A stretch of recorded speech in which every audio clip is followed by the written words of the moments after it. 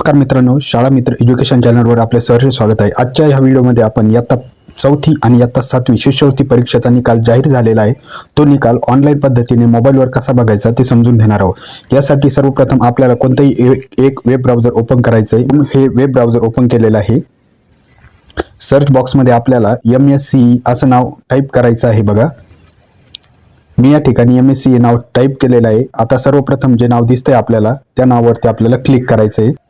या नावावरती क्लिक केल्यानंतर अशा पद्धतीची स्क्रीन दिसणार आहे। यामध्ये आपल्याला सर्वात वरती शिष्यवृत्ती परीक्षा या 4थी व 7वी असं नाव दिसतंय। बघा, या नावावरती आपल्याला क्लिक करायचं आहे। तर आपल्याला अशी स्क्रीन दिसणार आहे। यामध्ये आपल्याला विद्यार्थ्यासाठी जो निकाल आहे तो निकाल आपल्याला या ठिकाणी बघायचा आहे। आपल्याला मोबाईलवरती स्क्रोल करायचं आहे।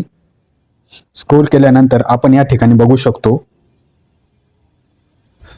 अंतरिम निकाल विद्यार्थ्यासाठी या नावावरती आपल्याला क्लिक करायचं आहे। या नावावरती क्लिक केल्यानंतर अशा पद्धतीची एक पॉपअप विंडो आपल्यासमोर ओपन झालेली आहे। यामध्ये आपल्याला विद्यार्थ्याचा सीट नंबर, आईचं नाव टाईप करायचं आहे आणि सबमिट या बटनावरती क्लिक करून आपल्याला निकाल पाहायचा आहे। तर अशा पद्धतीने आपण आता 4थी व 7वी शिष्यवृत्ती परीक्षेचा निकाल बघू शकतो।